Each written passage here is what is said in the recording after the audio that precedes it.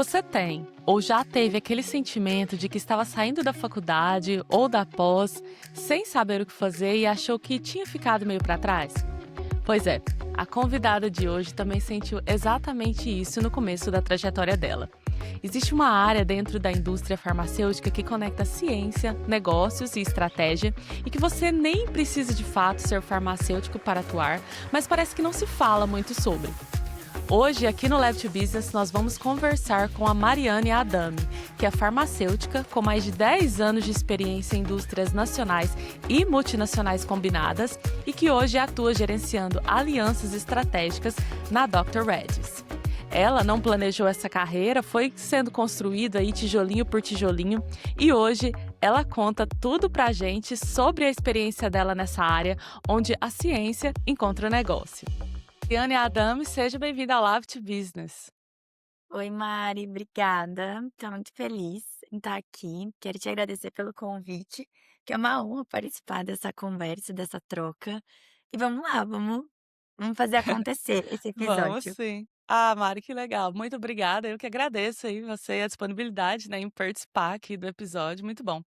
Mari, queria que você levasse a gente, né, já quando você estava terminando a faculdade lá, ou, né, nos seus anos aí de Unesp, na faculdade de farmácia, a gente conheceu, né, a gente conheceu num evento, né, da FCF e de alunos de graduação e na nossa conversa aqui pré-gravação também, a gente estava falando, né, relembrando nossos tempos de graduação e de como, assim, a gente agora conversando com alunos, né, que estão nessa fase, a gente percebe, alguns medos, algumas inseguranças, né, que a gente agora, né, sabendo o que a gente sabe, a gente consegue ter uma outra perspectiva, né, mas que faz muito sentido quando você, né, tá num ambiente de graduação ou que você tá iniciando a pós-graduação, né, que é geralmente a audiência aqui também do Lab to Business, então tenho certeza que você vai ter muito para contribuir.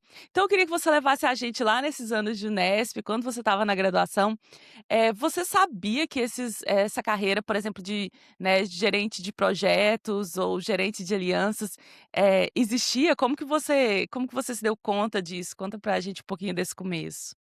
Eu acho que é bem legal trazer isso, né, começar do começo, porque quando a gente está na faculdade, a gente não tem muita noção do mercado de trabalho, embora a gente tenha ali alguns pontos muito já pré-definidos do seu curso, então, você pode trabalhar com isso, você pode trabalhar com aquilo.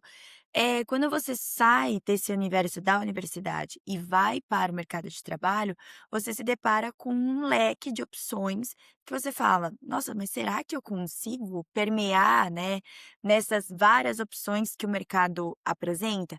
E aí que você começa a entender, e eu acho que é assim, né, tudo também depende muito do seu perfil. Tem pessoas que entram na faculdade, já sabem o que elas querem, para onde elas vão, ou porque já pesquisaram sobre isso, ou porque tem parentes que trabalham com isso, então elas já vão Isso. muito bem determinadas. Não foi o meu caso.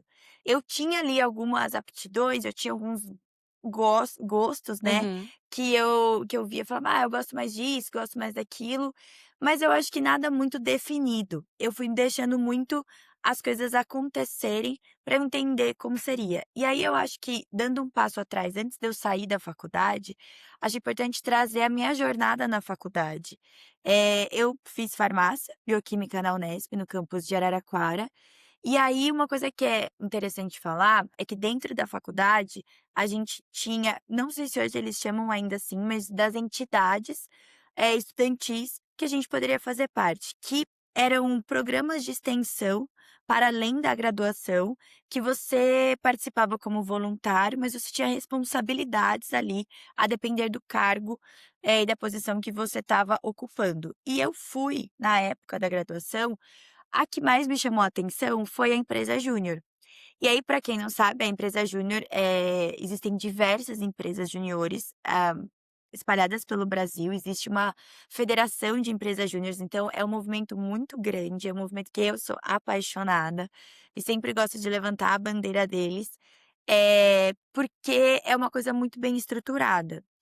E dentro dessa empresa júnior, é uma empresa que é formada por alunos, que tem uma coordenação de professores, orientadores, Mas a gente vende serviços mesmo para outros estabelecimentos. E é uma empresa que tem organograma, que tem, distribuição de tarefas, planejamento estratégico, eh, lucro, então é muito legal. A única coisa que não tem é que os alunos participam de forma voluntária e não recebem por aquilo.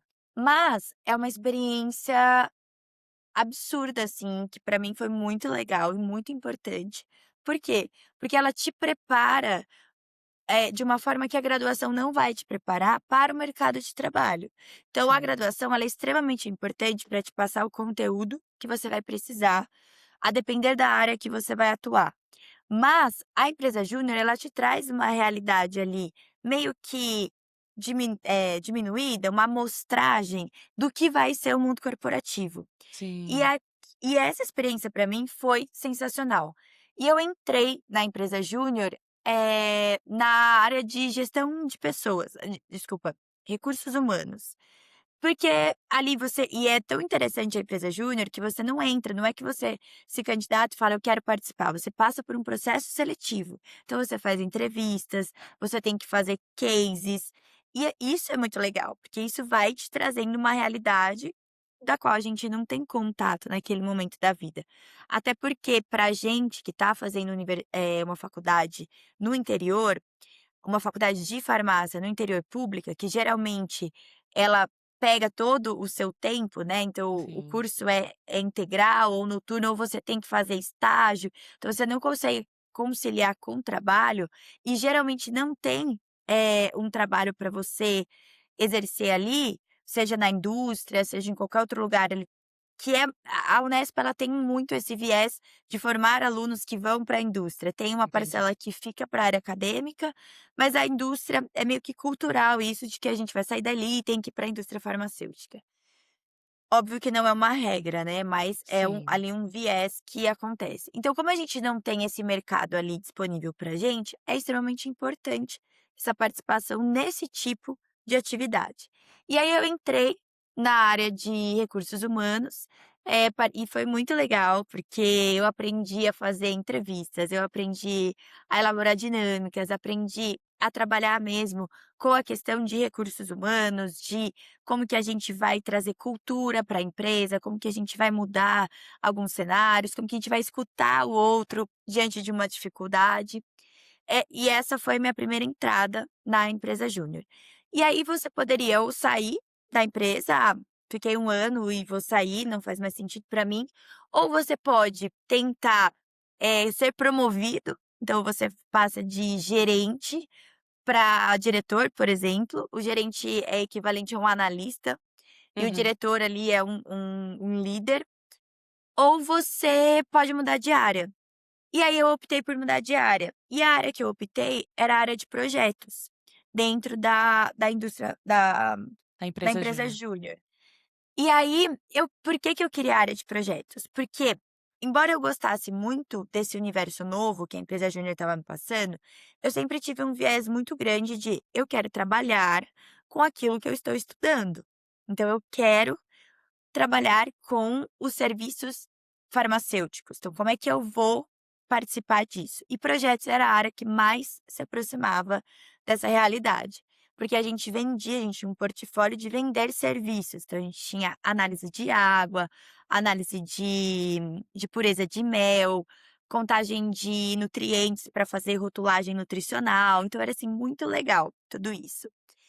E aí, eu fui para projetos, tive um período onde eu fui gerente de projetos e depois eu tive a experiência também de ser diretora de projetos, que daí eu tinha uma equipe abaixo de mim e participava de outras coisas da empresa júnior, como planejamento estratégico, reuniões com outras federações, então eu tinha uma outra visibilidade. Então essa foi ali a minha experiência que eu comecei a ter principalmente com a gestão de projetos, com a gestão estratégica.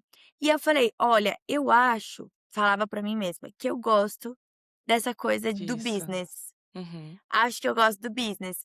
Então, é uma coisa que eu preciso colocar aqui, que vai me direcionar para os próximos passos".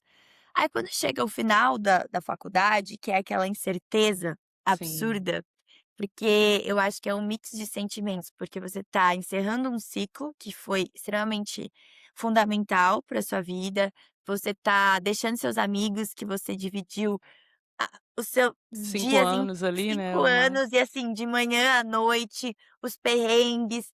Você tá deixando essa vida universitária para entrar numa vida adulta, né, uma vida de responsabilidades, e você tá com muitas incertezas, porque você não conhece, né. Eu acho que é o medo do desconhecido, eu não sei o que Sim. é isso, o que que tá me esperando ali.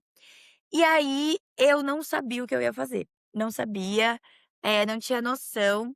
E eu não, diferente de algumas amigas, eu não prestei os processos seletivos. Então, porque o nosso ano letivo, ele era até o meio do ano, então até junho a gente tinha aulas, provas, junho acabava e a partir de julho a gente tinha que cumprir, dentro de um período de 2 anos, os estágios obrigatórios.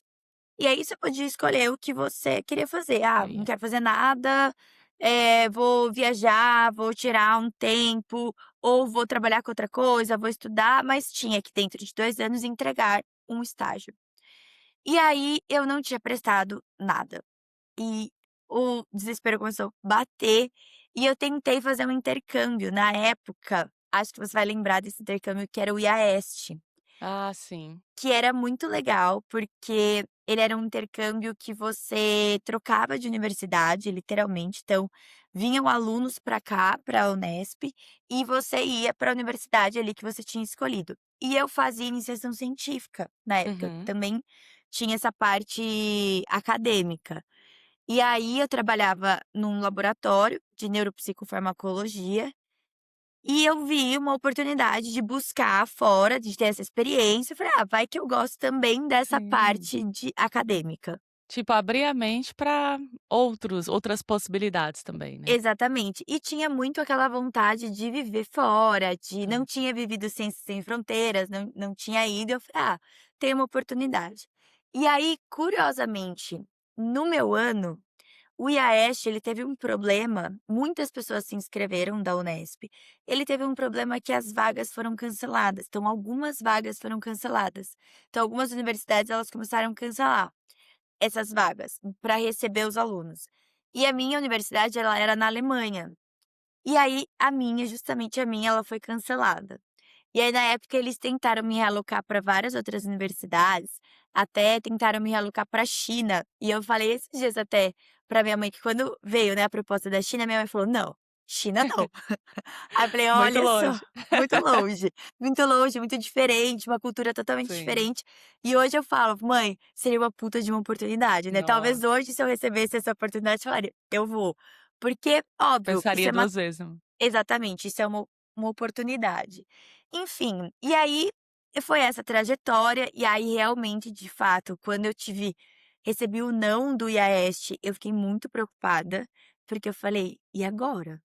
E eu já estava com amigas que já estavam com estágio, já tinham passado nos processos seletivos das indústrias, eu falei fiquei para trás. E aí, na época, minha irmã morava aqui em São Paulo, e aí eu comecei a ficar meio triste, meus amigos indo embora, e eu sou de Araraquara, né, então, Ah, eu sim. estava vivendo aquele processo de todo mundo tá indo embora e eu tô ficando, como é que vai ser viver essa realidade aqui sem esse entorno todo que tinha? E aí a minha irmã falou assim: "Ah, Mari, vem pra São Paulo, fica uma semana aqui, pelo menos você se distrai e tal, e e é isso, depois a gente pensa o que que vai acontecer". E eu vim pra São Paulo, né, hoje moro aqui em São Paulo. E aí eu vim para São Paulo e, quando eu estava aqui em São Paulo, eu recebi um e-mail, e era um e-mail que todos os alunos estavam recebendo da própria graduação, falando de uma vaga, de estágio. E aí eu peguei na hora e respondi, falei assim: "Gente, é isso? É minha oportunidade?". Precisa de alguma coisa, né, Preciso você de alguma coisa. E aí eu fui, eu prestei essa eu me inscrevi, mandei meu currículo, me inscrevi na vaga e logo eu tive a resposta. Então isso foi o quê? Na segunda-feira que eu estava aqui, eu tive a resposta e veio uma pergunta: "Você tá disponível na quarta-feira?". Aí eu falei: "Nossa". E aí que vem, assim, as coisas da vida também. Naquela época, a gente tá falando isso de 2015, não existia muito na verdade não existia essa questão de fazer uma entrevista, uma reunião online. Era tudo, então a gente tinha que estar disponível para ir presencialmente nas entrevistas. E se eu tivesse ficado em Araraquara, eu não estaria disponível tão rapidamente para vir para São Paulo para fazer essa entrevista, mas eu já estava aqui. Aí eu falei: "Tô disponível". Posso. E aí falei: "Gente, alguma coisa ali se moveu para que tudo isso acontecesse, né", eu acredito muito nisso. E aí eu fui fazer a entrevista, fiz a entrevista primeiro com o RH, e eu falei que assim, que eu tinha ainda que fazer um estágio obrigatório que era no hospital, que a gente tinha que fazer e eu não tinha feito durante a graduação, por questões de agenda, enfim. E aí eu falei: "Olha, eu vou estar aqui só essa semana e depois eu volto para o interior", que eu ia fazer esse estágio em Ribeirão Preto, no Hospital das Clínicas da USP. E aí eu falei: "E eu vou ficar 3 semanas lá, então eu não vou estar mais disponível para vir para cá". E ele falou e aí o a pessoa do RH falou: "Não, tá bom, deixa eu ver o que eu vou fazer". Eu fiz a entrevista acho que na quarta, ou na terça, não me lembro. Eu sei que na quinta, assim, 2 dias depois ou um dia, me ligaram e falaram assim: "Você ainda consegue fazer outra entrevista?" Falei: "Consigo. Você ainda Tô estava aí? aqui, consigo".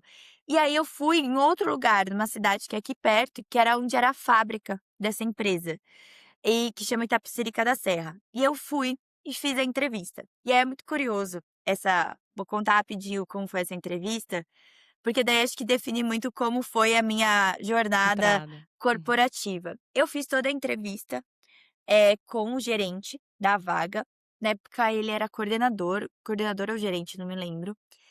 Eu fiz toda a entrevista com ele e ele me perguntou muito, muito da Unesp, ele me perguntou muito da empresa júnior, e ali eu comecei a ficar meio preocupada, eu falei: "Nossa gente, ele quer saber muito, né, será que eu tô No caminho atendendo certo? É. exato, atendendo as expectativas?".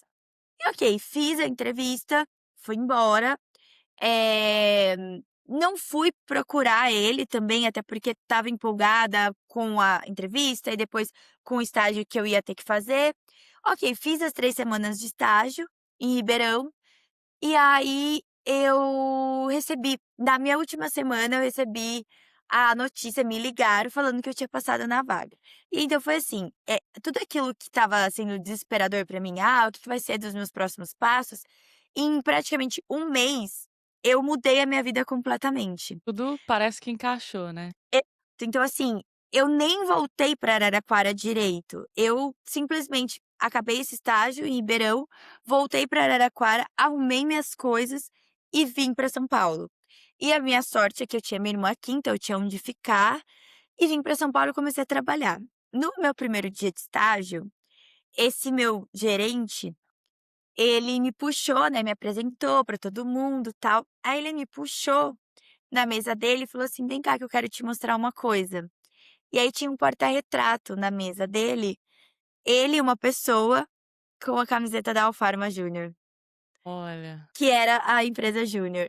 E aí eu olhei e falei: "Como assim?". Aí ele falou assim: "É, eu fui", e aí é muito curioso, que ele foi a pessoa que criou uma das áreas dentro da empresa Júnior da Alfarma, que era a área de, se eu não me engano era de recursos, não, relações públicas. E aí eu falei assim: "Nossa, então você é um unespiano?". Aí ele falou: "Sim, mas eu não quis te contar isso na entrevista". Então ali eu comecei, então quem abriu as portas para mim foi um unespiano que tinha participado da empresa júnior, que sabia todo aquele cenário. E aí eu entrei numa área, a área que essa área é uma área que eu não fazia ideia que ela existia. Eu sou muito grata. Quando eu entrei, nesses primeiros dias, eu fiquei completamente perdida, porque eu falei: "Gente, mas que eu que estudei farmácia estou fazendo aqui?". Eu Mário, eu pensei queria só te hã, perguntar, era uma indústria farmacêutica ou não? indústria farmacêutica, Era, sim. Era a Boehringer, era uma indústria bem grande, certo.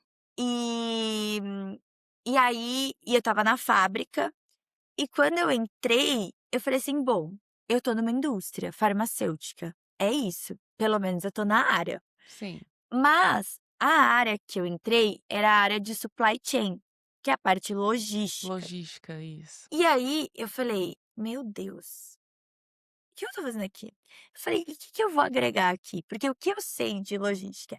E aí era uma área muito grande, tinham muitas pessoas trabalhando dentro dessa área, e tinham farmacêuticos, era muito misturada, tinha farmacêuticos, tinha um pessoal de Comex e tinha um pessoal da engenharia de produção. Ok. Onde eu fui colocada era na parte de planejamento. Então, assim, e aí que eu falo que eu agradeço muito de ter começado nessa área, porque hoje eu tenho uma visibilidade da cadeia toda, né, então o supply chain é a cadeia de suprimentos, e hoje eu tenho uma visibilidade de como é a cadeia, desde a produção de um medicamento até a comercialização dele. E isso, me ajudou no que eu faço hoje. Então, é aquilo, a gente na hora a gente acha que as coisas não fazem sentido, Que estão muito desconectadas, né. É. mas quando você vai colocando os tijolinhos, você fala: tá interessante isso". E aí eu fiquei nessa área por 3 anos, não na área de planejamento, porque daí eu falei com esse meu chefe que eu não gostava, que eu não fazia sentido para mim, e na mesma época entrou um outro menino que é engenheiro de produção, e ele ficou com a parte de projetos de lançamentos de novos produtos, de mudanças e lançamentos de novos produtos. E ele também não estava gostando. E éramos nós 2 estagiários. Hoje ele é meu melhor amigo da vida, e a gente falou assim: "Ah, eu não tô gostando do que eu faço", ele falou: "Também não tô gostando do que eu faço". E a gente foi muito corajoso, assim, a gente jogou essa para o nosso chefe, como estagiários, falou: "A gente não gosta". E eu acho que se a gente trocasse, a gente ia ser mais feliz. E o meu chefe falou: "Tá bom, vamos trocar vocês". E aí, é de novo o tijolinho da carreira. Hoje ele tá nessa carreira, tipo, brilhando de planejador, de planejamento, e eu na carreira de projetos. E ali, daí eu fiquei na Behringer por um tempo e eu cuidava de projetos, cuidei de projetos muito grandes, de transferência de titularidade entre empresas, de mudanças de material de embalagem, porque quem não trabalha nessa área não imagina quanto que muda a embalagem de medicamento, quanto isso é totalmente regulamentado pela Anvisa. Sim. Enfim, e aí eu fiquei lá, daí depois eu tive a oportunidade de ir pra Libs, que é uma indústria farmacêutica Outra nacional, farmacêutica, né.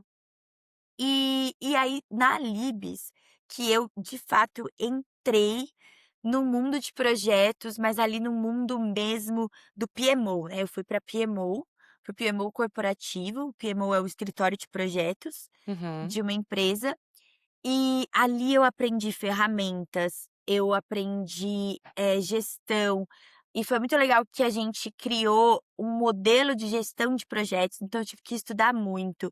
A gente estudava modelos, o PMBOK, a gente estudava os modelos ágeis, então foi Uhum. muito legal, assim. E ali eu trabalhei também a diferença entre a Libs e a Behringer é que a Behringer, por ser uma multinacional, toda a parte de desenvolvimento de um novo medicamento, ela fica lá na matriz, então ela ficava na Alemanha. A gente trabalhava com o pós-desenvolvimento e o lançamento desse produto, então como é que a gente ia trazer esse produto para o Brasil.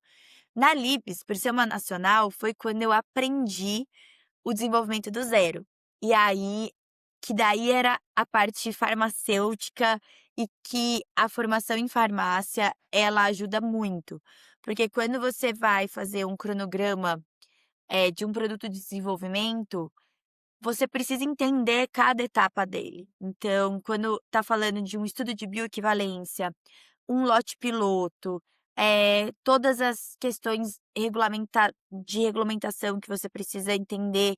Então, ali você precisa ser farmacêutico? Não, não precisa, mas ajuda, ajuda Ajuda muito. muito. Antes da gente continuar essa conversa, se esse conteúdo está fazendo sentido para você, aproveita e aperta o like aqui agora. Se você não é familiar com o algoritmo do YouTube, saiba que o simples fato de você deixar um like nesse vídeo já ajuda muito o algoritmo a mostrar esse conteúdo para mais cientistas, né, que precisam ou que querem acompanhar esse tema por aqui. Aqui no Lab to Business, nós já produzimos mais de 14 horas de conversas com cientistas e profissionais aí de life science que estão construindo trajetórias além da academia.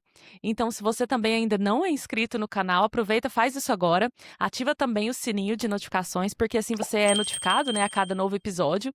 E saiba que é de graça, leva 2 segundos e faz uma diferença enorme aqui para um canal independente como esse. Mário, eu fiquei pensando uma coisa, você comentando, né, como que o seu estágio na época na Alemanha não deu certo, e acabou que você conseguiu um estágio numa empresa alemã depois, né. Sim, é As verdade, esse é um coisas são ponto. bem engraçadas, às vezes, como que acontece, né. Claro que na época a gente não, né, a gente não tem esse discernimento, assim, a gente consegue ver, mas depois olhando, né, de fora, assim, ou então quando você já viveu aquilo, né, você pensa: "Poxa, não deu certo, mas talvez foi por uma causa melhor", né, e às vezes se conectou de alguma forma também, né. Sim, não, estava muito conectado, eu acho que estava muito conectado e eu tive a oportunidade pela Behringer de ir pra Alemanha e Olha, conhecer a planta deles. E ali eu acho que eu entendi, eu falei: "Era isso que eu tinha que viver".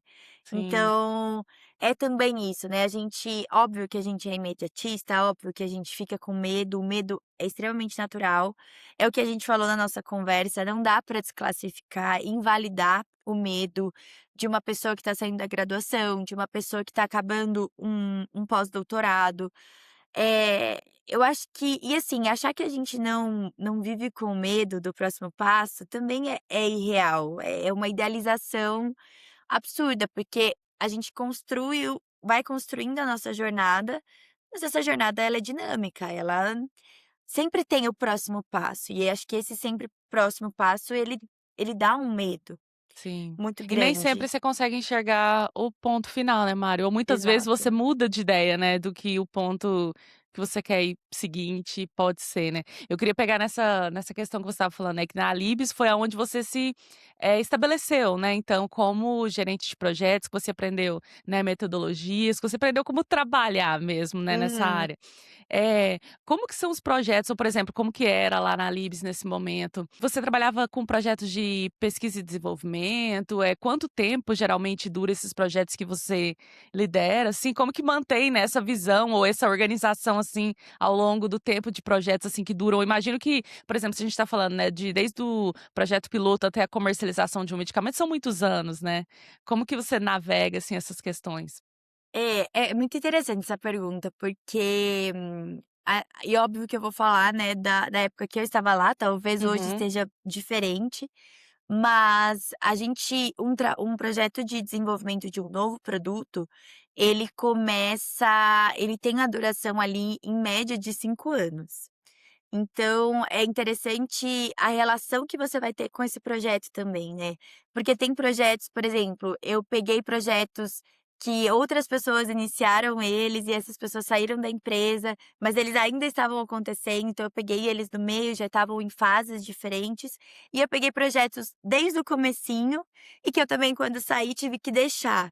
E é isso, né, são projetos a longo prazo que eles começam desde ali do pipeline, né, então a empresa ela tem o pipeline dela, ela tem que o pipeline nada mais é do que uma lista de desejos, do que ela gostaria de ter.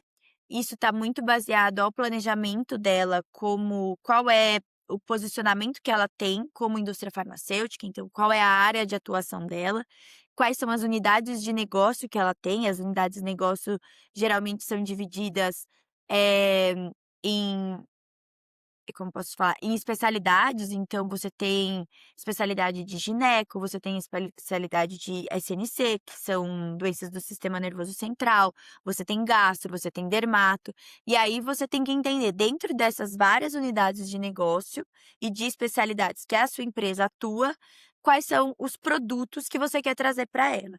E aí existe todo ali um pipeline que é baseado nos Aí, falando de Libes, né, ou de qualquer outra, empresa nacional, a gente está falando de desenvolvimentos de similares ou genéricos, no caso da Libes não tem genéricos, mas de similares, e aí você vai vendo, né, você vai pegando quais são as referências, os medicamentos referências, vai trazendo e vai iniciando todo o desenvolvimento. E aí, como que você faz isso? Você leva essa proposta para o P&D, que é pesquisa e desenvolvimento, e eles vão fazer um protótipo para você. Então eles vão entender o que que precisa para fazer esse medicamento.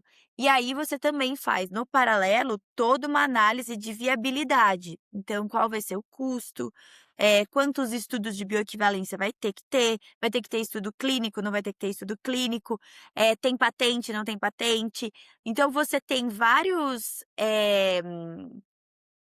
pontos que você precisa avaliar para entender como que vai ser a viabilidade desse medicamento e como que você vai projetar a data de lançamento, porque a viabilidade financeira e econômica do projeto também está atrelada ao momento que você vai lançar.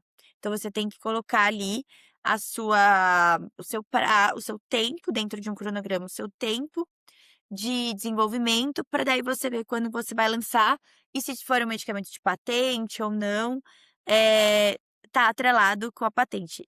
O que que as indústrias elas buscam?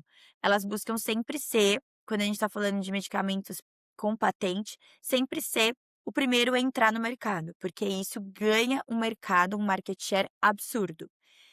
E aí tudo isso a gente tem que aprender ali na Sim. E você ganha prática, mais tempo também, até que a você ganha mais patente cai, tempo. né.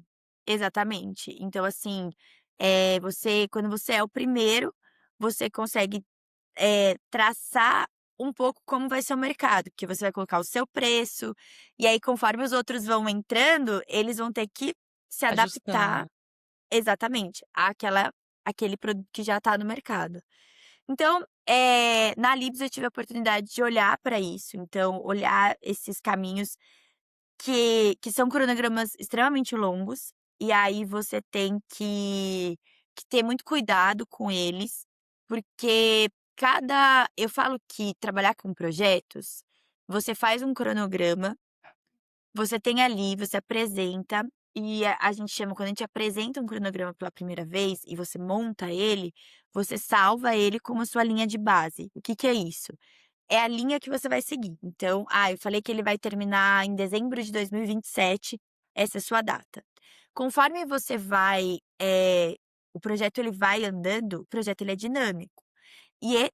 Acho que esse é o segredo do gerenciamento de projetos, é é fazer as pazes com o dinamismo do projeto. Porque o dezembro de 27 é o seu target, mas vai acontecer muita coisa ali, muita coisa. E quando você tem ações que impactam o caminho crítico do seu projeto, é quando o que que significa isso? Impactar o caminho crítico é quando muda a minha linha de base, então eu vou jogando para frente as datas que eu Hum. tinha acordado. Mari, o que que são essas ações CRI? Só para pegar um pouquinho aí, né, às vezes, né, que a gente não tá muito familiar com essa ou com essa área mesmo, né. Aham. Por exemplo, são a indústria farmacêutica é uma indústria muito regulada, né, então às vezes, coisas regulatórias ou então, sei lá, formulação, precisou adaptar, são coisas do tipo ou o Sim. que que são as coisas que mais acontecem? Sim, quando a gente fala da primeira fase de um projeto, que é, por exemplo, você está ali desenvolvendo o produto e você está na sua fase bancada. Aí você fez a sua fase bancada, que é o quê? Eu tô fazendo ali numa escala muito pequenininha, quase uma manipulação, sabe, quase uma escala de uma farmácia de manipulação. Aí o que que você tem que fazer? Você tem que escalonar isso, ou seja, você tem que levar isso para a fábrica.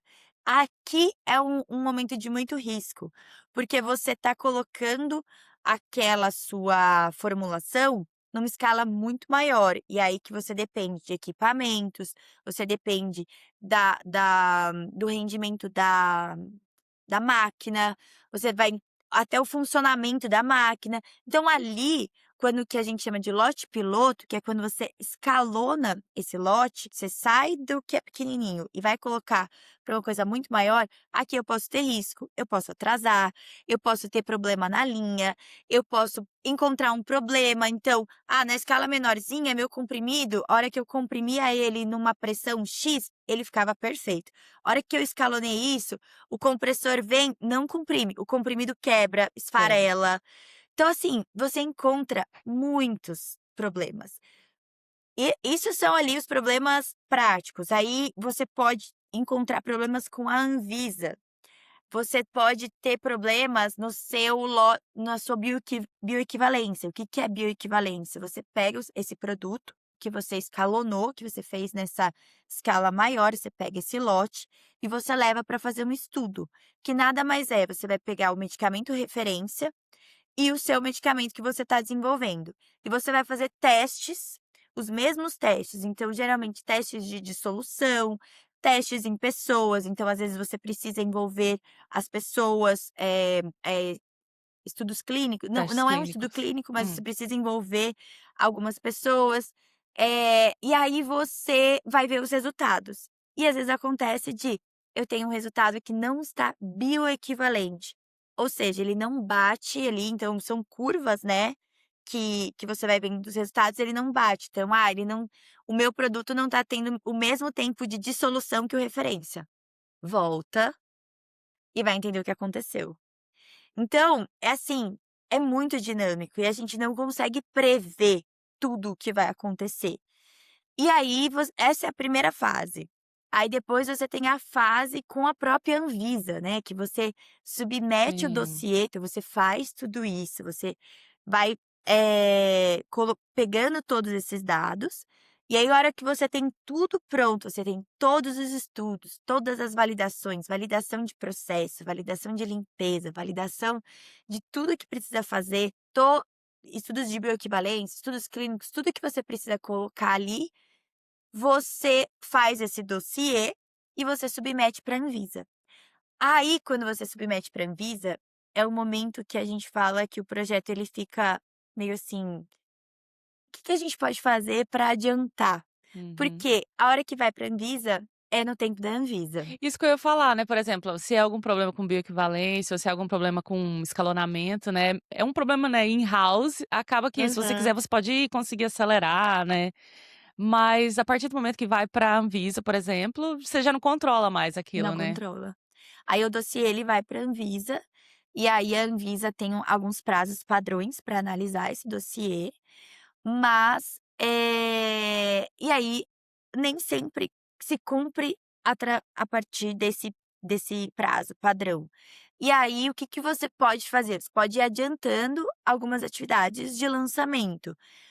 Mas assim, como por exemplo, que eu falei, né, que, existe muita mudança na arte dos medicamentos. Você pode começar a desenvolver sua arte, então, o que que é desenvolver a arte? É fazer o cartucho, que é a caixinha, o blister, o rótulo, quando é rótulo, você começa a desenvolver tudo isso, você deixa tudo pronto. No momento que a Anvisa, ela aprova, e aí é legal destacar aqui, né, que a Anvisa ela vai avaliar o seu dossiê e ela pode sentir falta de alguma coisa, ou ela entende que precisa complementar alguma informação. E aí ela faz isso, ela solicita isso para a indústria através de uma exigência, que a gente chama de exigência regulatória. Aí ela manda isso, então vem a exigência, vem ali descrito o que eles querem que seja feito, e a empresa ela tem até 120 dias para responder. Então daí você tem também isso, que também é um ponto que óbvio que as equipes elas trabalham já de uma forma para tentar suprir todas as possibilidades que a Anvisa possa ter de exigência, mas às vezes não consegue. E aí as equipes elas precisam ser muito ágeis para responder dentro desse prazo de 120 dias, que às vezes exige fazer novos testes, gerar novos resultados, então tem tudo isso. E aí, depois que você respondeu todas as exigências, tudo, a Anvisa aprova o seu dossiê, e aí você está apto para colocar o número do registro. Cada medicamento tem um número de registro na Anvisa. Você coloca esse número de registro na caixinha, você produz, embala, e aí vem a parte da comercialização. E aí, para o gestor do projeto, né, para a área de PMO, o projeto acaba ali. Acaba ali aquele cronograma. E aí começam as ações de marketing, do comercial, e aí entra todo um outro time que vai promover esse produto no mercado. Sim. Mas aí esses projetos já não são mais, por exemplo, da sua responsabilidade, né, assim que sai o número de registro, é onde você dá aquele projeto como concluído? Sim, aí a gente dá o projeto como concluído. Mari, Óbvio. e esses Ou pode continuar, Não, não, desculpa. pode falar, pode falar. Eu ia perguntar, são projetos que acontecem paralelos a isso também, né. Por Uhum. exemplo, quantos projetos ao mesmo tempo você está lidando, assim, numa indústria nacional, por exemplo, como era a Libs? Ah, uns 50 projetos. Sério? É bastante, assim, óbvio que a gente era um time, né, que se Uhum. dividia, mas é de 50 para mais, assim, projetos. Olha, Eu trabalho e aí, assim, né, hoje eu trabalho com indústrias farmacêuticas no modelo de parcerias, que eu sei que, assim, que eles têm muito mais projetos acontecendo ao mesmo tempo. E aí é interessante trazer que faz o gancho com o que eu faço hoje, que existem também dentro da indústria farmacêutica, tanto o desenvolvimento interno, né, então essas indústrias vão atrás do P&D, de desenvolver esse produto, quanto a possibilidade de fazer parcerias com outras indústrias, que aí também são projetos de parcerias. Então, dentro daquele pipeline que a indústria tem, ela identifica alguns medicamentos e que ela fala: "Eu não vou ter capacidade de fazer, eu não vou". E aí aqui a capacidade, que é interessante falar, às vezes capacidade produtiva até, tá. As indústrias elas são gigantescas, as fábricas são gigantes, porém, existe hoje uma dificuldade de restrição de capacidade mesmo, por causa de volume de produção. E aí as indústrias às vezes precisam buscar parceiros que desenvolvem esses medicamentos para que elas façam um modelo de parceria. E aí elas vão pegar esse medicamento pronto dessa indústria, e aí modelos de parcerias existem diversos, ela vai pegar esse medicamento pronto e vai comercializar. E esses também são projetos que a gente trabalhava. Na Libs, a gente trabalhava com esses projetos, e depois quando eu fui para Dr. Red's, aí eu fui totalmente para esse totalmente tipo de para esse. projetos, para parcerias. Então hoje É, essas parcerias, por exemplo, você falou que existem vários modelos, né, por exemplo, esse in-licensing ou out-licensing são modelos, né, de modelos, parcerias. são Mari, modelos. e o seu queria que você falasse até um pouco disso, né, também. O gerente de projeto, o gerente de alianças, eles podem ser a mesma pessoa, né, ou geralmente, se for agora em uma multinacional como é a Dr. Reddy's, são pessoas diferentes ou você acha que já trabalhando como gerente de projetos te deu a base para você, Uhum. entrar onde você está hoje, né, mas se você puder falar um pouquinho da diferença também desses 2. Sim. Então, para mim, hoje eu sou a mesma pessoa, então eu sou a gerente do projeto e a gestora de alianças. Eu acho que dá para ser a mesma pessoa, mas se for pessoas diferentes também não tem problema, porque os backgrounds, eles são muito parecidos, assim, você precisa ter ali, o gestor de alianças, que aí foi algo novo, de novo, né, a gente Sim, vai construindo mais colocando tijolinho. mais tijolinhos. Quando eu fui pra gestão de alianças na Dr. Red's, eu não sabia o que era gestor de alianças, eu fui aprendendo ali. Óbvio que a minha experiência como gestor de projetos ajudou muito, e o gestor de alianças, ele tem que ter um viés, ele tem que estar muito atento ao projeto, então ele tem que saber, ele vai estar se for outra pessoa, ele vai estar de mãos dadas com o Com gestor de essa pessoa. projetos, sabendo o que está acontecendo. Ele vai ser, talvez, o que vai bater, a gente usava muito esse termo, né, no PMO, que é quem bate o bumbo. Alguém tem que bater o bumbo para dar a cadência do projeto. E talvez quando for pessoas diferentes, se for um gestor de alianças e um gestor de projetos, o gestor de alianças, ele vai ser o que bate o bumbo. Ele vai ser aquele que vai falar: "Ó, eu preciso disso". Quando que vai ser? Por quê? Porque ele tá ali fazendo a parceria, né, então ele tá ali, fazendo a parceria acontecer. E para ele é extremamente importante que o projeto seja lançado. Então como que acontece isso, né, hoje a Dr. Red's no Brasil, ela trabalha no modelo de out-licensing, que é o quê? A gente oferece produtos para as indústrias, que daí estão fazendo o in-license. Então, quando a indústria ela compra o produto de uma outra indústria, ela está no modelo de in-license. E aí, hoje eu cuido das 2 partes, né, da gestão do projeto e da gestão de aliança, e como que funciona isso? Existe a minha área hoje de BD, né, de B2B, ela tem a parte de gestão, desculpa, de desenvolvimento do negócio, que é essa parte que vai fazer toda a negociação, então que trabalha com o pipeline, que trabalha com o portfólio, que faz a prospecção de novos parceiros, que apresenta, que faz negociação do contrato, que vai ali cuidar dos Das pormenores minúcias. de tudo o que vai ter naquele contrato. Então eles fazem tudo isso, e aí quando eles assinam o contrato, eles fazem a passagem de bastão para mim. E aí quando eles passam para mim, quem ativa é o meu modo gestão de projetos. Por quê? Porque eu vou ter que pegar aquele projeto e fazer acontecer. Então pegar tudo que eles negociaram no contrato e, colocar aquilo dentro de um cronograma. Então, no contrato já tem a expectativa de quando vai ser lançado, baseado nas aprovações da Anvisa e tudo mais.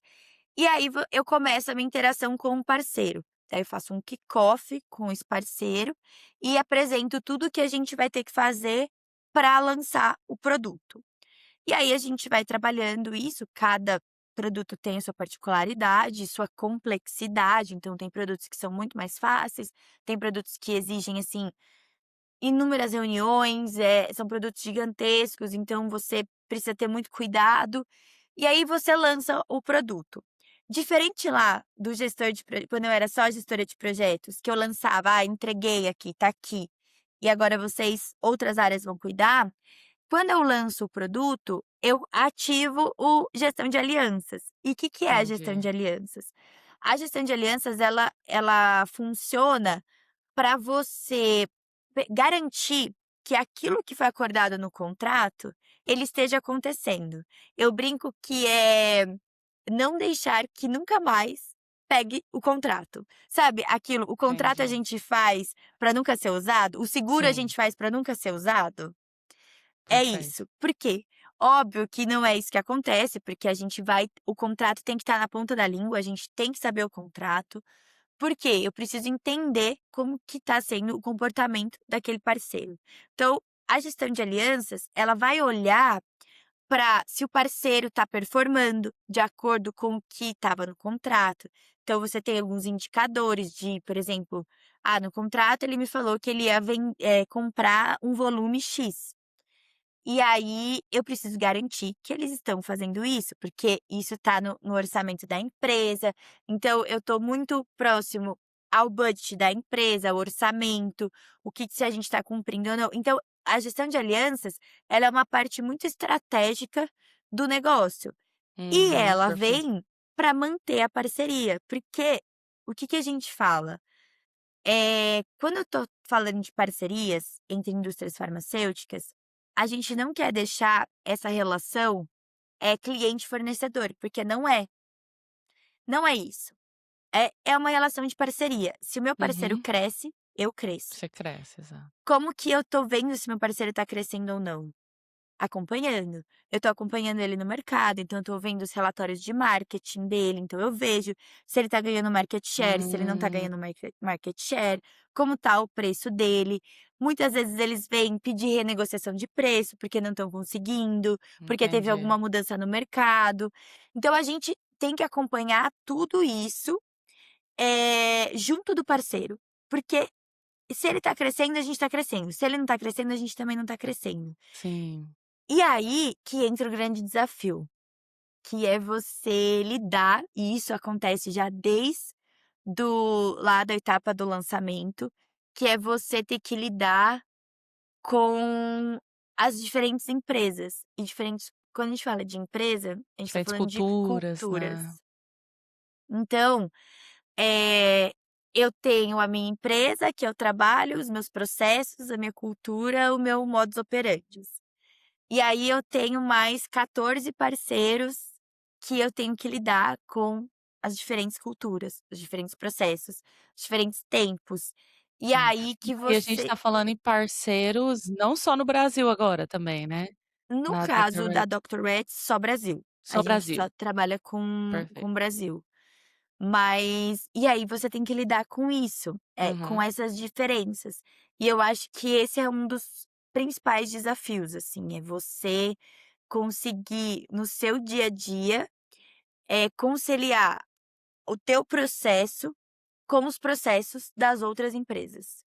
E lembrando que, assim, eu tô numa indústria indiana, então muito dos meus pares não estão nem aqui, eles estão lá na Índia, então eu também tenho que explicar para eles como que funciona aqui Sim. no Brasil.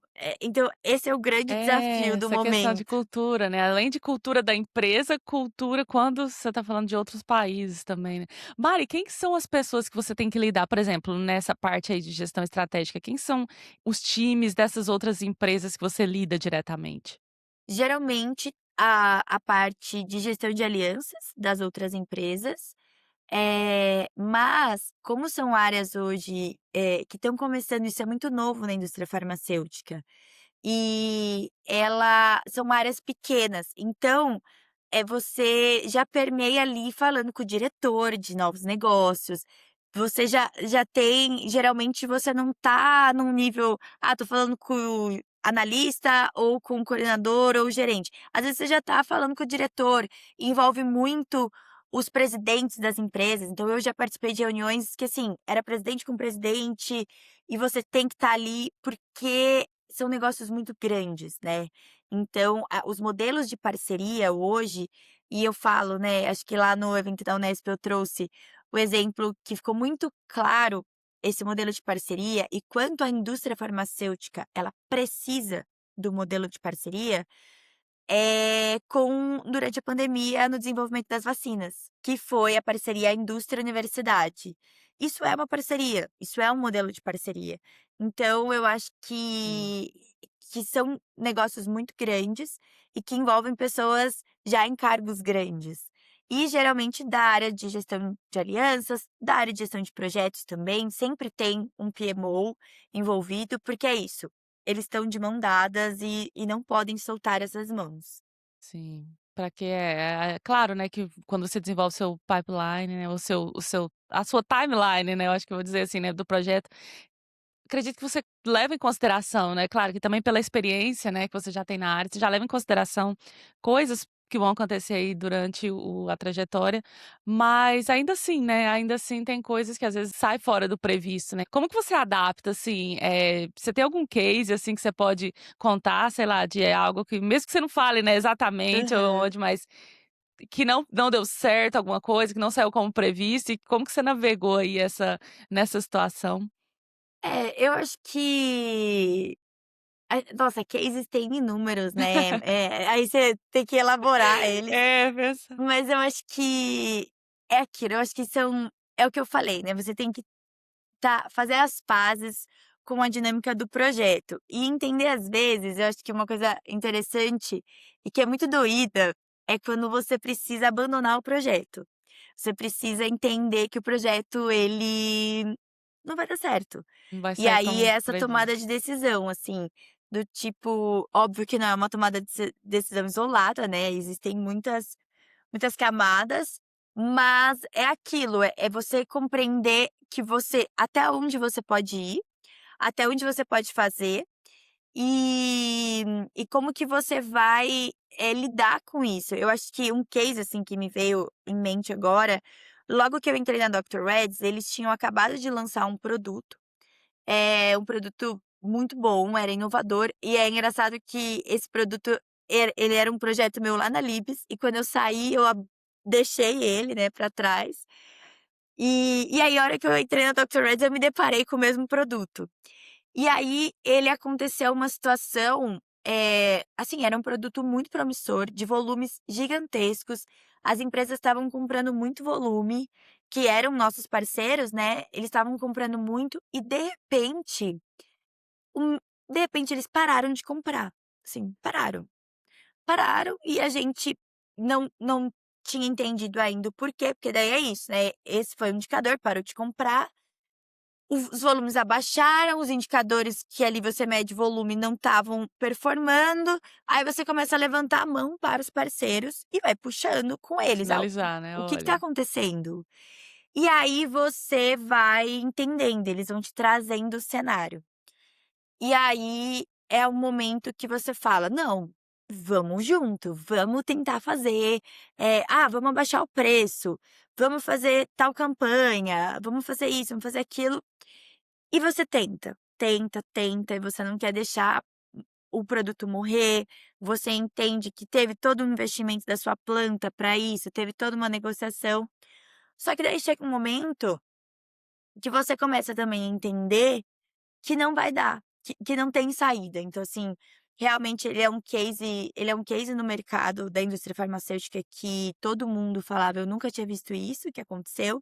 Ele foi uma erosão de preço, uma erosão muito grande que aconteceu, entraram muitos, foram que é aquilo que eu falei, né, cai a patente, quem entra primeiro ganha vantagem. Entraram muitos de uma vez, e aí foi uma competitividade de preço, né, que isso acontece, isso é real, não é segredo para ninguém, quando a gente fala principalmente no mercado de genéricos. E aí, a gente teve que entender que, esse projeto morreu. Ele era um projeto grande, ele era um projeto, gigantesco, de volumes grandes, de acesso para as pessoas, você falava: "Nossa, eu quero ficar com esse parceiro, porque eu sei que isso vai dar acesso ao paciente". E aí os próprios parceiros começaram a levantar a mão e falar: "Não, a gente não quer". E aí a gente vai para a fase que também é uma fase, uma atividade, né, uma responsabilidade da gestão de alianças, fazer o termination. Preciso terminar. E quais são as condições, como é que a gente termina um contrato, né. Então, eu acho que esse case foi logo que eu entrei e eu já falei: "Caramba, já vou terminar". E acho que é isso, nossa, eu entrei e já vou terminar um contrato que, assim, envolveu muito dinheiro.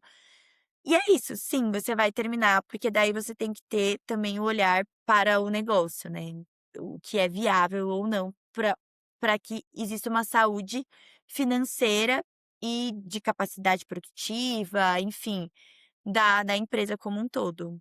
Sim. E isso também você lidera, né, Mari, essa logística, mas isso é uma decisão também que imagino que aconteça entre diversos times, né, até que você, tenha a green light para ir e falar: Sim, "Não, vamos exato. então negociar a termination", né. É, são várias pessoas acima de mim, né, todas essas Uhum. decisões, elas vêm acima, mas a nossa responsabilidade é nutrir essas pessoas com as informações Que corretas elas precisam para tomar as para decisões, né, tomar as então. decisões. Exatamente.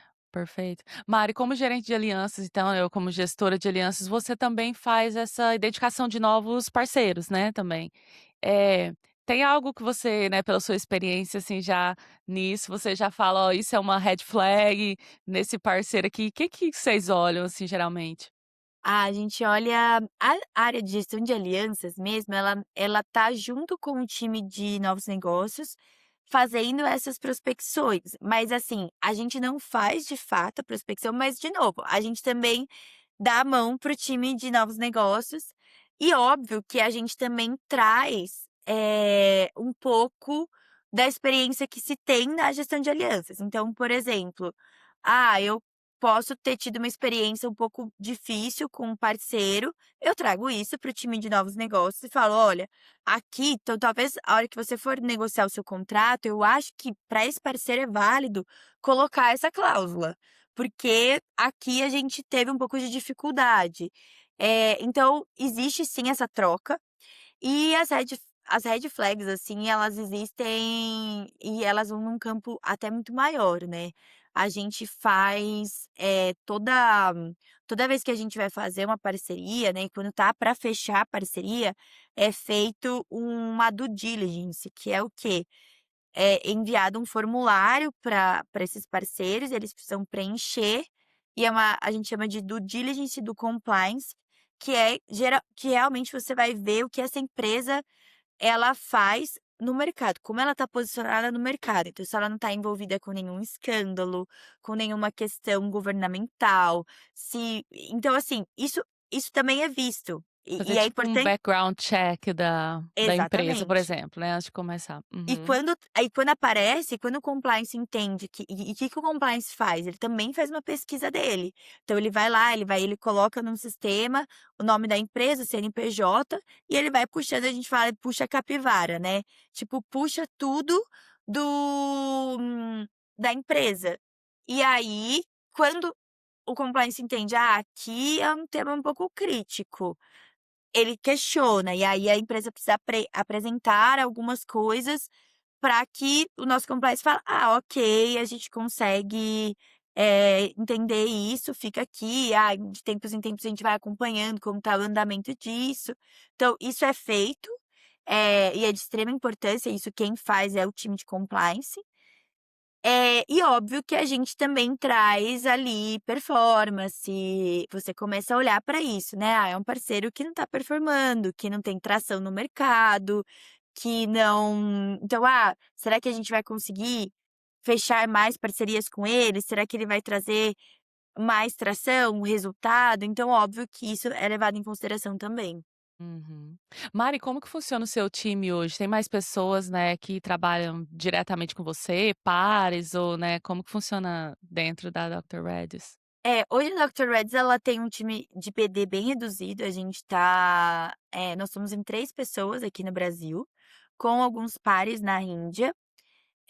Só que a gente costuma dizer, e a gente fala isso internamente, né, são 3 pessoas, mas a gente não faz nada sozinho, então tudo isso que eu tô falando não somos só nós que fazemos, a gente tem várias áreas que estão junto com a gente, que fazem parte, então a gente tem o time jurídico que participa totalmente da construção dos contratos, das discussões de cláusulas, a gente tem o time regulatório, então, dentro da indústria farmacêutica, existe uma área só regulatória que está a par de tudo o que está acontecendo no âmbito regulatório, então no âmbito com a Anvisa, e que faz todas as submissões de dossiê, respostas de exigências e tudo que está atrelado a essa parte regulamentada, regulatória. A gente tem a parte de supply chain, então hoje eu ainda trabalho com o Hã. time de supply, com todo esse planejamento, com todo, como que vão ser feitas as entregas. A gente tem um time financeiro para decisões ali, de preços e várias outras decisões. A gente tem times e assim, vários outros times que vão sendo coadjuvantes para que isso aconteça. Então, embora o time hoje ele seja reduzido, nada acontece sozinho, então Sim, não dá pra gente ter falar: só a gente que executa", porque não é sim. verdade, então É. isso não Depende, né, acontece da cadeia inteira ali, né, que da vai ter cadeia inte algum é. Mari, por exemplo, uma pessoa que está na posição que você está hoje, né, e de gerente de alianças, pela experiência que você tem, né, nas indústrias aí também que você já passou, onde você acha que esse caminho pode te levar, por exemplo, ou se você for subindo, né, de nível hierárquico, eu sei que nível hierárquico também varia de empresa para empresa, ou se você talvez quiser explorar outras áreas também, você acha que esse background seu te dá a possibilidade, tem alguma coisa que você tem em mente, assim? Eu acho que sim, eu acho que eu acho que o legal dessa área, e que traz muito o que eu falei lá no começo, né, por que que eu gostei de começar no supply chain e na fábrica, trabalhar na fábrica? Porque me deu essa visibilidade de forma geral.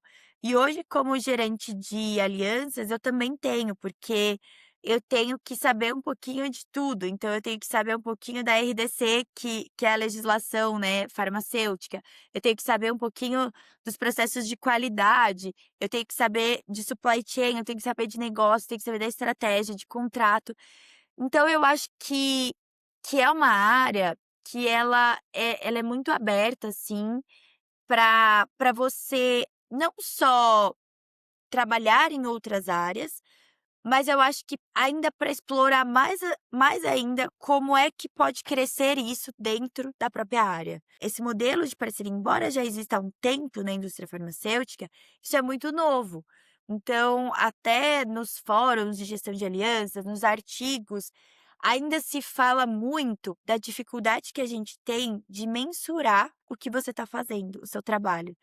Porque o nosso trabalho de gestão de aliança, ele fica muito invisível no quesito o que a gente mostra, às vezes ali um resultado do indicador, a performance do parceiro, ele é muito pequeno comparado, na verdade, a tudo que a gente faz. Então, toda essa gestão que eu tô próximo do parceiro, preciso Sim. trazer ele para Nutrindo mim. essas relações, né, que vai influenciar lá no fim, né, por Então exemplo. eu acho que a área de gestão de alianças, ela é uma área que ela ainda está em expansão, do que mais que a gente pode trazer aqui?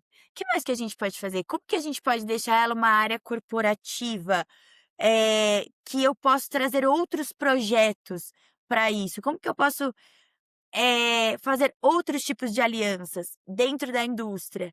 Então eu acho que ainda é uma área que dá para explorar muita coisa. Não é uma área que está Sim, consolidada, ela ainda está crescendo. E aí cada indústria com o seu modelo pode trazer e aí a gente pode trocar muito. Então hoje existe no Brasil, eu acho que assim, é muito legal, eu vou mencionar ela. Ela é uma querida, fica aqui a dica até para você convidar ela para o podcast, é a Fernanda Pisa. Ela é uma referência em gestão de alianças, ela vem da indústria farmacêutica, ela trabalhou por muito tempo no Axê, de gestão de projetos, então ela sai da gestão de projetos, migra para gestão de alianças, e ela deixou o mundo corporativo e montou o próprio negócio para fazer consultoria de gestão de alianças. Então, assim, é sensacional, a Fer é uma pessoa incrível, e eu acho que é isso, ela viu a Fer viu essa oportunidade de falar: "Como é que eu posso crescer a gestão de alianças? Não ficar só ali no mundo farmacêutico, como é que eu posso expandir isso?". Então eu acho que a feira ela representa esse momento de expansão da área. muito legal. Ou seja, né, isso também que você tá falando, né, aplicado, claro, né, no seu trabalho hoje em dia, né, diretamente na indústria farmacêutica, mas já tem-se essa ideia de que então essa questão das alianças, elas também podem ser usadas em outras áreas e talvez até de forma similar você pode, né, adaptar para outras indústrias que também são muito reguladas, né, como a indústria farmacêutica. Então já é uma possibilidade de expansão também, né, caso você Sim, queira, explorar outras áreas, eu acho que seria possível também, né, já sim. com essa experiência. Ah, muito legal. Mário, para as pessoas que estão nos ouvindo, né, ou nos vendo aqui, acompanhando o podcast, não tem experiência, talvez, em gestão ainda. A gente tem pessoas que talvez têm muita experiência acadêmica. Eu sei que, tecnicamente, daria para traduzir, né, transferir essas habilidades acadêmicas e de gestão que a gente faz, mas não tem experiência, assim, diretamente ainda no mercado. Você acha que como que eu posso fazer essa tradução, ou se eu quiser, né, enfim, pleitear uma vaga dessa, ainda estando na graduação ou na pós-graduação, tem algo, assim, que essa pessoa pode fazer para migrar para uma área dessa? O que que você recomenda, assim, né, que sejam os primeiros passos?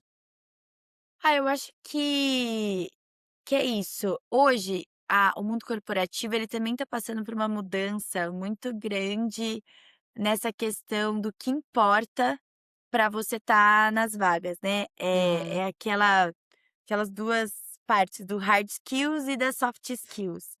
E perfeito. eu acho que óbvio que as hard skills, que é a parte mais técnica, ela é extremamente importante, então você precisa trazer conhecimento. Mas eu acho que hoje você tem que ter as suas soft skills bem estabelecidas, mas assim, no sentido de estar muito aberta a aprender, porque é isso, a gente vai estar sempre aprendendo, não existe graduação, pós-graduação que nos prepare para tudo, porque isso é uma ilusão, então talvez até uma idealização, e que a gente fica buscando, buscando, buscando e achando que, em algum momento eu vou estar 100% pronto para entrar na indústria ou em qualquer outro lugar, e isso não é verdade, porque a gente nunca vai estar pronto 100% e que bom que não estamos prontos 100%, porque isso nos dá a possibilidade de aprender cada vez mais.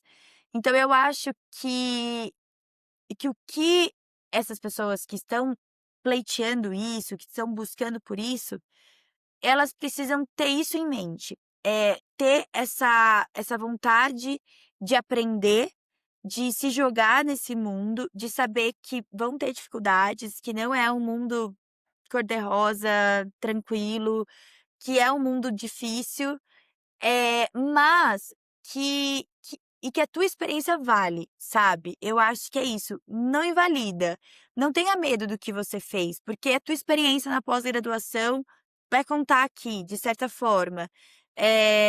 Então, a minha área é curiosa que nós somos em 3, né, e os 3 são 2 farmacêuticos e um biólogo. E os 3 tiveram uma experiência acadêmica, seja Sim, mestrado, seja iniciação científica, e isso foi, uma coisa acabou virando um padrão pra gente, que a gente valoriza isso. Por quê? Porque o olhar é diferente, porque é um olhar minucioso, a gente sabe que o pessoal que vem da academia tem um olhar minucioso, que vai ali pegar algumas coisas e que tem uma experiência diferente. Então, assim, óbvio que isso muda de lugar para lugar, mas é isso, a tua experiência, ela sempre vai valer, sempre vai encaixar em algum lugar. Então, eu acho que são essas coisas, é nunca invalidar a tua experiência, o que você fez até aqui, o que você construiu, e estar aberto a aprender cada vez mais, saber que você não está pronto. Você não vai estar pronto sim, e não esteja pronto, porque sim, estar pronto também traz uma rigidez e uma dificuldade de você se adaptar ao que aquela empresa tem para te oferecer. Então, sim. acho que é E isso. e essa parece ser uma área que exige também muita adaptabilidade, né. A gente sempre ouve falar, né: "Ah, porque um gerente de projetos, uma das habilidades que tem que ser bastante organizado", né.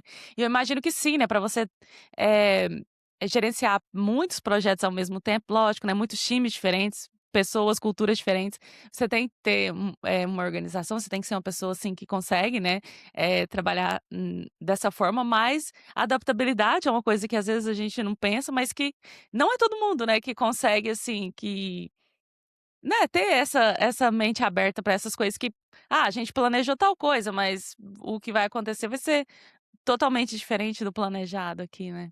E eu acho que é você lidar com isso, ter adaptabilidade e saber pensar rápido, ter agilidade de falar: "Tá, como é que eu vou lidar aqui?". E eu acho que, assim, uma coisa que é fundamental é você saber lidar com pessoas, porque projetos, eles são projetos no cronograma. Mas, você quem executa os projetos são pessoas. Então, se você não souber lidar com pessoas, você vai ter dificuldade de gerenciar projetos. Então isso também era uma coisa que eu sempre falava, não adianta a gente criar projetos, processos, cronogramas incríveis, lindos, várias linhas, prazos impecáveis, se você não olhar para a pessoa atrás. Não adianta, quem executa o trabalho são pessoas, então você vai ter que saber falar com as pessoas, não tem jeito. Se você não gosta de falar com pessoas, a gestão de alianças não é um lugar para Não é você, uma boa área, não geralmente. é uma boa área. Perfeito. Mari, uma coisa que eu não te perguntei, mas eu acho que é legal a gente falar que também, né, sempre que a gente fala, né, de, PMOs, né, tem todas aquelas certificações, né, para project Uhum. management. Ah, você chegou a fazer alguma ou você recomenda, às vezes a pessoa fala: vai olhar uma vaga e pensa: tá pedindo uma certificação", né, ou fala que é um nice to have, né. Uhum. Mas na sua experiência, assim, porque a gente sabe que, né, essas certificações custam dinheiro, custam tempo. Sim. Você acha que compensa a pessoa, né, ter uma experiência ali no trabalho primeiro e depois, né, tentar uma certificação dessa ou você, o que que você recomenda, assim, a pessoa fazer nessa ordem, né. É, pra gestão de projetos a gente tem uma certificação que é bem legal, que é o PMP, é super interessante, é uma certificação internacional, então quando você tem essa certificação, de certa forma ali você incrementa o seu currículo até numa visão internacional, quando você se você quiser ter uma experiência fora do país, mas, eu não tenho, particularmente não tenho, e assim, acho que vale muito, antes de você sair atrás da certificação, é você viver um pouco a experiência. Eu acho que assim, hoje eu faria a certificação porque eu tenho uma outra visão, eu tenho a experiência.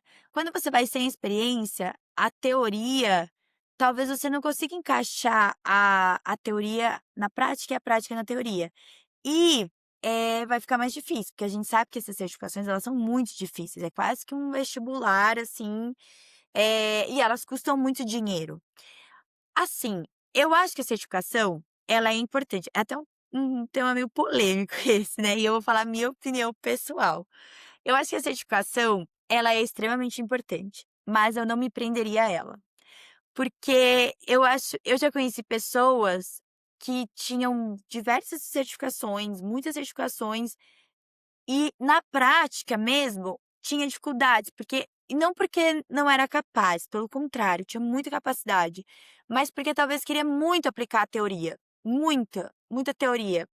E ali podia, às vezes, de novo, a prática ela é totalmente diferente. Óbvio que ela tem que estar direcionada dentro da teoria. E ali a gente acabava patinando um pouco. Então eu acho que assim, a certificação ela é extremamente importante, mas a prática ela te traz a vivência. E num mundo corporativo onde a gente está buscando por soft skills muito bem elaboradas, hoje eu vejo que quer fazer a certificação? Meu, faça, é importantíssimo. Conhecimento nunca é demais. Estudar é a melhor coisa que a gente pode fazer na vida, mas, não deixe de viver a experiência, de se jogar na Sim, experiência e de pensar nos cases que você viveu, de fazer, sabe, cada projeto que você faz, você pensa, e não precisa nem fazer com todo o time. Quais são as lições aprendidas que eu tive aqui? Onde é que eu errei? Onde é que eu posso melhorar? Então eu acho que isso é o principal. E óbvio, se aprimorar, estar atenta, escutar. Hoje a gente tem muitas referências em gestão de projetos, várias pessoas no mercado, dando cursos, aulas gratuitas. Então acho que assim, busque o que faz sentido para você, né, e o que é o teu perfil. Tem gente que adora fazer certificação, gosta de estudar daquela forma, se joga. "Ah não, eu não gosto, mas gosto de fazer cursos".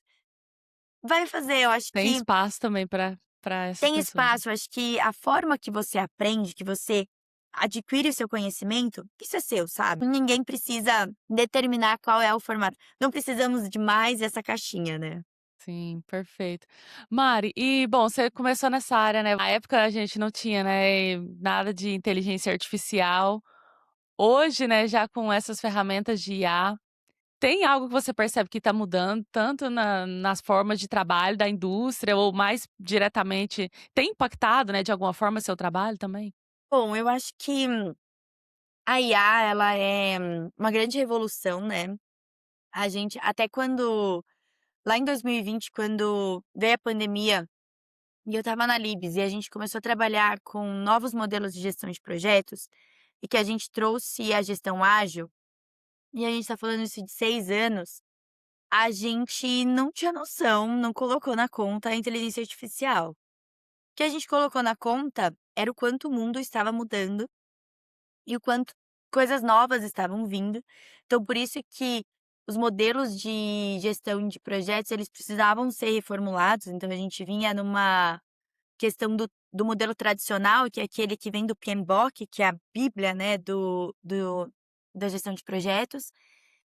E aí a gente entendeu que, meu, como é que a gente vai trazer essa metodologia ágil que estava muito focada nos projetos de tecnologia.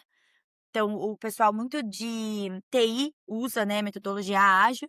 Como é que a gente vai colocar isso nos nossos projetos, projetos que duram 5 anos? Como é que você fala de metodologia ágil num projeto que Sim, dura 5 anos? Parecia até um contrassenso, sabe. Mas a gente não trouxe essa visão da IA. A IA ela é uma coisa nova, né. Mas eu acho que a IA, óbvio, ela bem estruturada, ela vai ajudar muito, ela tem ajudado muito nessa questão, de otimizar processos. Eu acho que otimizar processos, de como é que você pode criar prompts que te ajudam ali a fazer a sua gestão de projetos, a tomar decisões mais rápidas.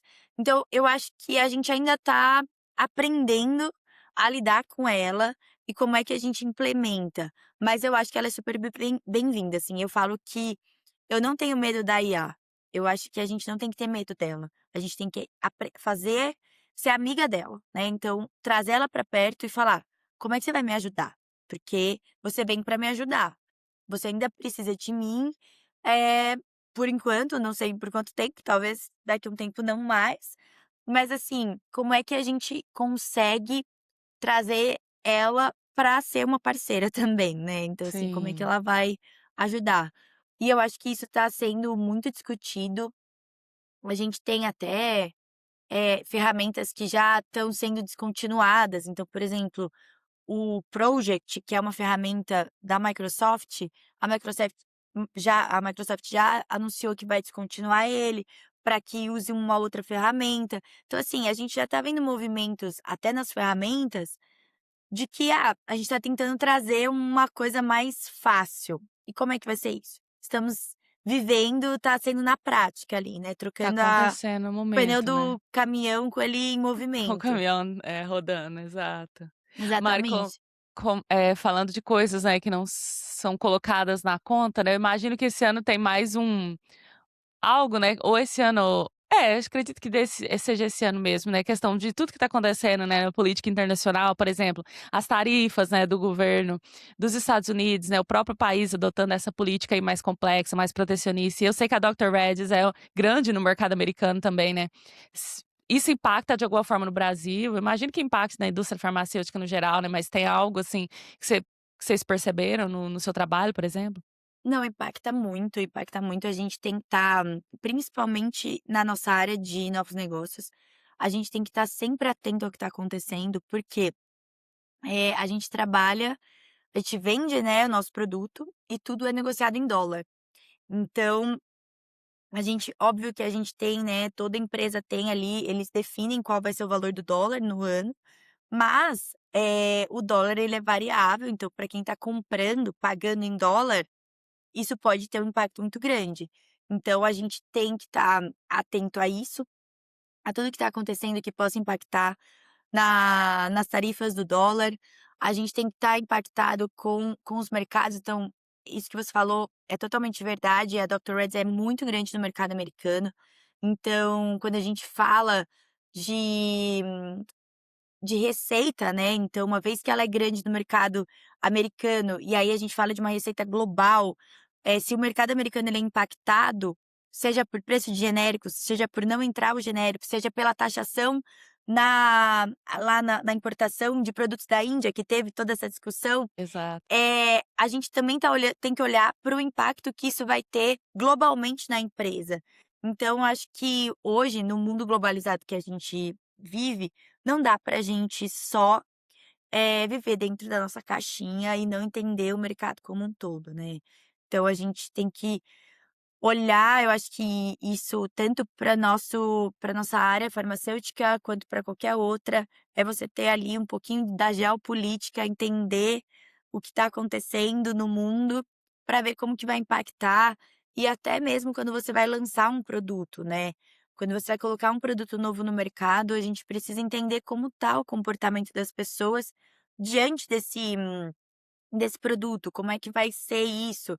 Então, como que vai ser a promoção médica? Óbvio que a minha área não faz a promoção médica, isso fica com o parceiro, mas é isso, a gente não pode desconsiderar o mercado e o comportamento e como que tá e quais são as doenças, né. Então que a gente Sim, verdade que também. estão ali, tudo isso é definido lá no pipeline, lá atrás, que é todo feito esse estudo de como estão, quais são as doenças. Existem, por curiosidade até, né, existe uma empresa que chama IQVIA, e é uma empresa que fornece ela é uma empresa gigantesca, conhecida globalmente, ela fornece relatórios para a indústria farmacêutica. E ela fornece os relatórios de mercado, né, então como é que tá o comportamento das indústrias no mercado, e aí você consegue ver market share, preço, crescimento, mas ela também faz algumas pesquisas que são extremamente interessantes de como que tá quais são as próximas doenças que vão ter um aumento, por exemplo, daqui 50 anos. Faz Como que essa projeção projeção, né, isso. exatamente. Essa projeção de quais são as doenças. E aí as indústrias compram esses relatórios até para entender quais vão ser os focos delas nos próximos anos de desenvolvimento de novos produtos. Então, o mercado farmacêutico e aí eu acho que é isso, né, essa é a mensagem que a gente tem que passar para quem está nessa área, saindo ou da graduação ou de uma pós, o mercado farmacêutico ele é muito extenso, ele é muito Sim, gigantesco. Ele não se limita somente à indústria farmacêutica em si. A indústria ela já é um universo gigantesco, gigantesco. Mas existem empresas como a Equivia existem as empresas, de pesquisa clínica, então para quem quer ir para essa área, existem as empresas que fornecem diversos dados, que fazem estudos clínicos, os centros de pesquisa, existem os centros de qualidade que desenvolvem ali, validações analíticas. Então assim, é um universo, gente, muito gigantesco, muito, muito. Então, não tem como a gente se limitar. Eu acho que é isso. É Isso, é muito grande, é muito vasto, e eu particularmente adoro. Eu gosto muito da indústria farmacêutica. Eu acho que existem várias polêmicas, né, em cima da indústria farmacêutica, e não desconsidero essas polêmicas, mas eu acho que quando a gente está lá dentro, a gente vê uma dinâmica diferente, assim, a gente tem uma ótica diferente, de como as coisas são feitas. Óbvio, toda e qualquer empresa visa lucro, mas eu acho que é muita pesquisa, é muita preocupação, é muito é muita qualidade, né, então a gente está sim. falando de medicamentos, então é muita responsabilidade Responsabilidade dizer isso agora. a Sim, gente a gente colocar um produto no mercado. Então eu sim, eu falo para todo mundo que a hora que você vê a caixinha lá na farmácia, existiu uma cadeia gigantesca de pessoas trabalhando, de pessoas, de processos e de garantias de que aquilo tá chegando com qualidade e seguro, né, e também, né, seguro. Mari? Sim. Mari, eu gosto de trazer pessoas assim como você, né, no Love to Business, justamente porque eu acho, assim, que são trajetórias não óbvias, né. Até Aham. mesmo você, claro, vem da indústria farmacêutica, você trabalhou na farmácia júnior, né, e você já tinha, assim, uma certa visão de que, existe um gerente de projetos numa indústria farmacêutica, por exemplo, mas às vezes, sei lá, seu colega que veio da biologia nunca imagina, né, que iria pensar: "Ai, vou trabalhar na indústria farmacêutica como, e com projetos", né. Às vezes não é algo, assim, que a pessoa vislumbra ou que nem sabe que é possível. Então, trazer essas histórias, né, experiências reais, pessoas que já passaram por, né, por tantas coisas igual você, assim, tantas experiências, é muito, muito valioso mesmo. E eu queria, nossa, te agradecer imensamente, assim, pela disponibilidade. Você sempre, né, muito querida também, Mari, assim, com a gente, então te agradeço muito. E eu sei que você também é muito ativa no LinkedIn, né, Mari, eu sei que, geralmente, né, o corporativo exige isso, né, às vezes quem gosta, quem não gosta, enfim, tá lá no LinkedIn. Eu queria te perguntar se tiver alguém, né, que estiver acompanhando a gente aqui, quiser entrar em contato, saber Uhum. mais, assim, conversar, trocar experiência com você, né, eu sei que você, é muito aberta a isso, assim, eu queria te perguntar, né, as pessoas podem te contactar no LinkedIn ou onde Cla você direciona? Não, claro, pode me contactar lá. Eu acho que, essas trocas são extremamente legais. E eu acho que a gente não é porque eu tô no mundo corporativo que eu também não preciso de trocas. Então eu acho que o principal ativo que a gente pode fazer pra gente mesmo é construir networking, e networking de Perfeito. qualidade, né. Não adianta nada a gente ter um monte de gente no nosso LinkedIn, mas pessoas que a gente não possa ter acesso, que a gente não possa conversar, e Sim, seja para trocar, para falar: "Olha, me interessei por essa vaga, tô interessada em mudar de área", ou até mesmo para falar: "Nossa, você pode me ajudar? Eu tô com um sim, problema aqui, como é que você tem alguma experiência nisso?". Então eu isso. acho que fazer networks funcionais é extremamente importante. Então eu estou aberta a isso, podem me procurar, espero ter trocas muito legais, porque é isso, a gente vai crescendo, e aí a gente vai se expandindo e tendo ideias novas, e pensando o que é que a gente pode fazer para crescer, né, e para aprender cada vez mais. Eu acho que eu tenho essa sede de aprender, de estar sempre em movimento, em aprender. Tem isso aqui para fazer. Vamos fazer, vamos aprender, vamos trocar". É o que a gente falou, né, a gente sai de uma conversa de bar com 4 empresas Sim. montadas. Então é isso, acho que Sempre tendo ideias, né, Mari, sempre às tem vezes, né, é ideias. claro, né, o trabalho, às vezes, a gente não consegue executar tudo, mas a gente, né, embarca, assim, conversar sobre ideias é interessante também, porque a gente nunca sabe, né, onde vai Exato, estar, né, nos próximos passos, ou talvez até, né, como você falou, essas áreas são áreas, assim, né, novas, de certa forma, na indústria, então, às vezes, até pares, né, que estiver escutando ou vendo a gente aqui também, trocar experiências, né, seria legal também. Vamos deixar seu LinkedIn aqui também na descrição do episódio. Obrigada. E Mário, muito obrigada então, não sei se tem algo que você quer acrescentar. Eu quero só agradecer, Mari, eu acho que é muito legal participar desse tipo de iniciativa. Te parabenizar por essa iniciativa, que a gente sabe que exige muita coragem, muita dedicação para fazer isso, e eu acho que é um trabalho muito lindo.